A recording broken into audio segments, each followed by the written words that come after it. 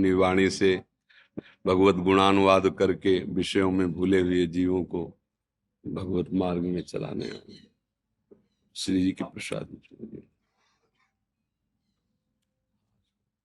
महारानी जी के श्रीअंग वस्त्र है।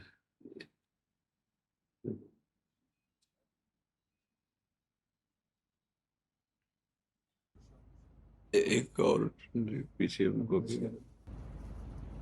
तीर्थराज प्रयाग से आए। जी जी, बड़ी बहुत मन करता हमारा भी निकट से आके आपको तकलीफ नहीं देना चाहिए। नहीं, कोई तकलीफ नहीं। आप कभी भी आइए, कभी भी आइए। आप हमारे पूजनीय हैं, आदरणीय हैं। देखो, हमारे हृदय की बात, जो मेरे स्वामी का यश गाते हैं उनकी चरण धूल हमारे माथे पे है। हमारे स्वामी का यश गान करने वाले स्वामी के समान ही हमारे पूज्य भूरिदा जना। आपको भगवान ने सौभाग्य दिया है यश गान करने का। आप बड़े भाग्यशाली हैं। बस उसका उद्देश्य केवल स्वामी की मुस्कुराहट हो जाए, बस बात बन जाएगी। अगर उद्देश्य हो जाए ना, हाँ, हमारे स्वामी का यश गान करते हैं, हम अपने स्वामी के समान ही आपको देखते हैं कि प्रभु का यश गान। बस शब्द इसलिए यहाँ लड़खड़ा जाता है कि अगर उद्देश्य कुछ और हुआ तो समय लग जाएगा, और उद्देश्य ना हुआ तो ये गाथा ही आपको भगवत प्राप्ति करा देगी, और ये गाथा ही आपका यश त्रिभुवन में विस्तार कर देगी। ये छोटी बात नहीं, भगवत यश गुणगान करना। लाखों जीव जो भूले हुए माया में है, वो आप लोगों के श्रीमुख से सुनकर भगवान की महिमा जानते हैं, भगवान के नाम को जानते हैं।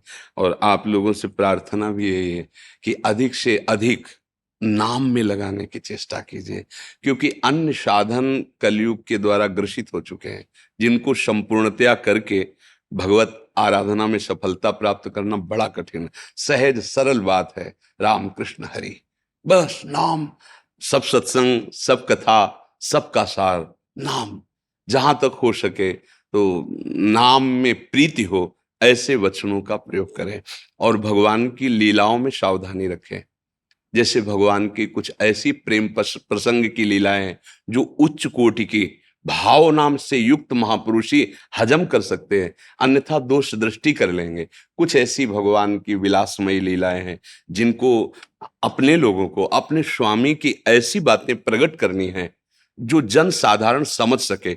अन्यथा फिर जैसे बड़े बड़े जनों से गलती हो गई, वो हमारे स्वामी की उस महिमा को ना समझ करके शब्दों में आ गए, और शब्दों का इसलिए है प्रार्थना, वो हमारे स्वामी हैं। उनकी पर्सनल जो एकांतिक प्रेम विलास लीला, उनका एकांतिक प्रेम विलसन है, वो एकांतिक महाभागवत जन ही जानते, जन साधारण नहीं।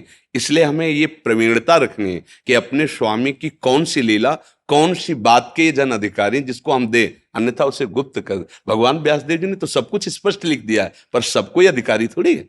अब देखो, गोपाल शास्त्र नाम पढ़कर उसमें अधिकार कहते, गीता जी को पढ़कर देखो अंतिम में कहते ऐसे ऐसे को मत सुनाना। तो भगवान के उन राशियों के आप ज्ञाता हैं, भगवान की विलासता वर्णन है। बलराम जी की, श्री द्वारिकाधीश जी की, भगवान की विविध एकांतिक लीलाएं, वो सब अधिकारी थोड़ी है। हाँ, समाज को भगवान की महिमा, भगवान के नाम की महिमा, भगवान की लीला श्रवण कथन की महिमा, बस। भगवान के प्रेम विलास की बात तो प्रेमी जनों में, वो सबके बीच में नहीं। तो जैसे वचनों का प्रयोग किया गया तो हृदय जला। आपकी वाणी से एक नास्तिक के हृदय में आस्तिकता आनी चाहिए हमारे प्रभु की। एक जो भूला हुआ जीव, उसको लगे भगवान, और आप जब ऐसे बोलेंगे भगवान के विषय में, तब तो फिर उद्देश्य कैसे बन पाएगा आपका। आपका उद्देश्य जगत मंगल में भगवत चरित्रों का कथन श्रवण, यद्यपि उनमें न्यूनता की कहीं संभावना ही नहीं है। उनका जितना विलास है वो अपने आप से अपने आप में है। वो जो पा रहे हैं ना, सच्चिदानंद श्री कृष्ण सच्चिदानंद ही पा रहे हैं, सच्चिदानंद ही देख रहे हैं, सच्चिदानंद ही सुन रहे हैं, पर आप थोड़ी देख पाएंगे। अब वो प्रश्न उठ गया ना महाभागवत परीक्षित जी के हृदय में, रास के समय गुप्त कर दिया और आगे बढ़ा दिया।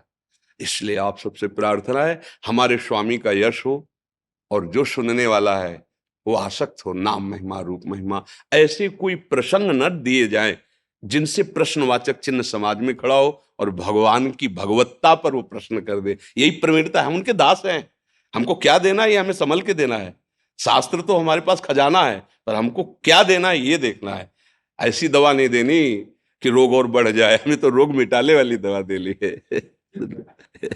धन्यवाद, धन्यवाद, धन्यवाद।